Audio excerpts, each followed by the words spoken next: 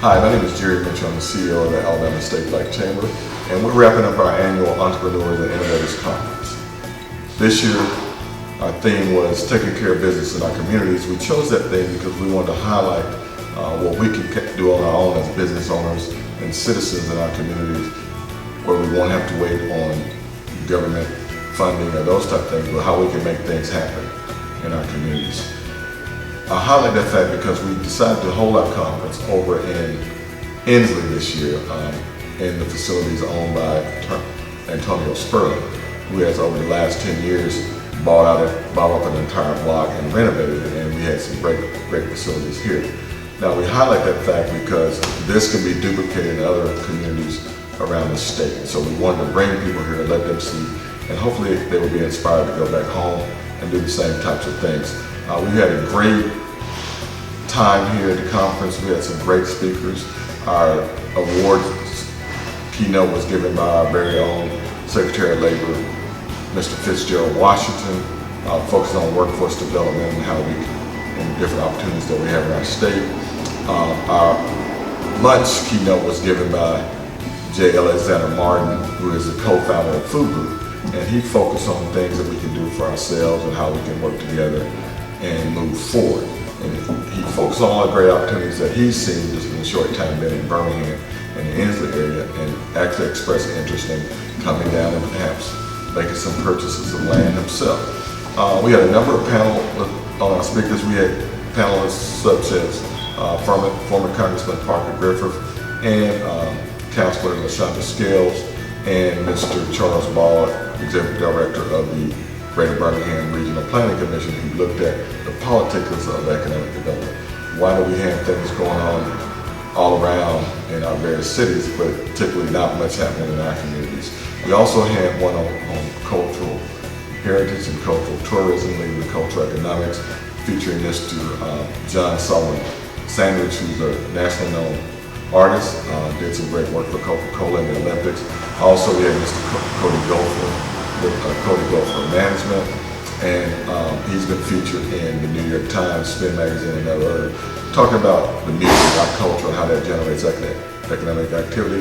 And last but not least, on that particular panel, we had Mr. Gene Franklin, who is the CEO of the Center for National Cultural Heritage down in Florida, and looking at the economic dynamics of cultural tourism, cultural heritage, and the like.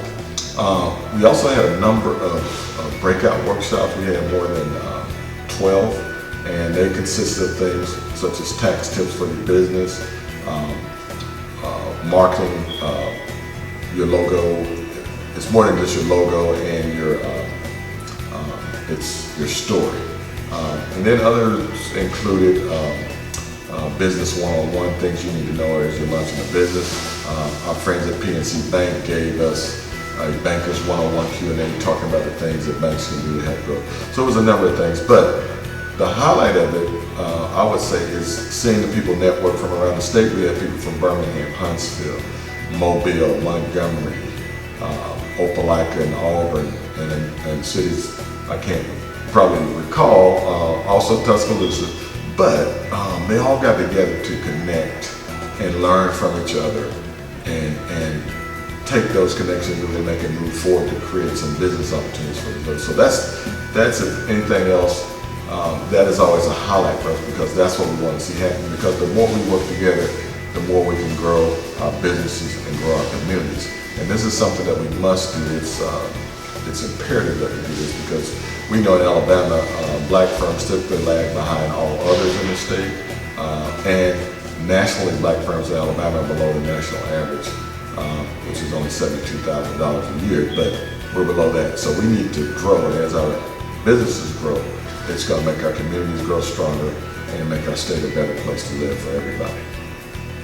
I also want to mention our chambers. We have a family of black chambers in the state of Alabama. We have 5. The Alabama State Black Chamber itself is based in Birmingham, but we take a statewide view. And we try to work with businesses that need everything from market research, strategic planning, and business development assistance. And also, one of the big things we do is try to position the firms to get money. We have about 10 different financial entities that we work with that we should position you with one of them to get some funding for your business. But our chambers are all doing work in our various cities. We have our Birmingham Metro Black Chamber in the Birmingham metro area. They're doing some great things. We have our newest baby chamber, the Northeast Alabama Black Chamber of Commerce, located in the city of Gaston. They're growing. They're one of our fastest growing chambers. We have the River Region Chamber in Montgomery. We're expanding there. We also have the Tuscaloosa Area Black Chamber as well. And our oldest chamber that's more than 25 years old, located in Huntsville, the North Alabama African American Chamber. And so we're on the road. We're looking to have a chamber up in the Mobile area within the next 60 days. So we're very fired up about that. And it's all about us working together and coming together for the betterment of all. So one of the things that we saw was that a lot of people at our conference this year were not members of the chamber. So we had about 6 or 7 people sign up right away, with another 10 that are planning to sign up. So that's great for our chambers, both at the local level and the state level. So we're looking to bring everybody together to work more. And we want to set the example to show what can be done when we come together and work as one unit, one team. This is a call out. I'm going to say it's almost like when you go to church at the end and they do the call. So I'm calling all business leaders and individuals that are interested in entrepreneurship. I'm calling on nonprofits, because we do have a lot of nonprofits that are members. I want to point out to you that in 1896, at a convention, Dr. W.B. Du Bois said, here's what we need to do to grow our black businesses. He said, we need to shop with each other.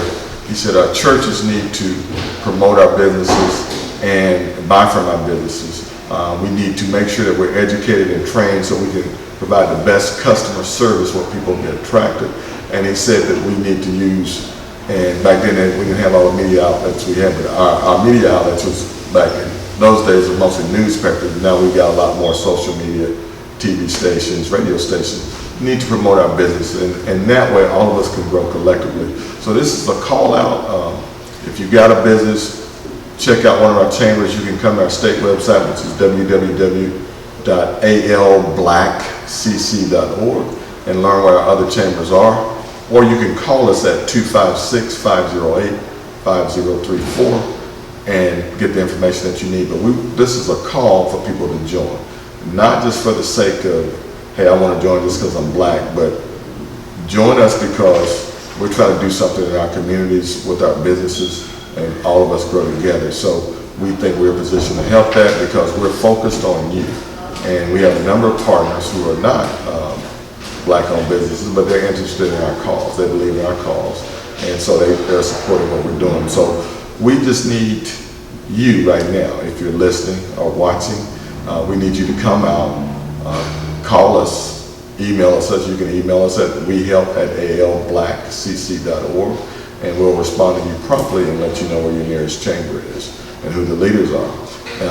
Or you can join our state chamber. So we're looking for you to come on board, come on the team, and let's grow together for the betterment of all.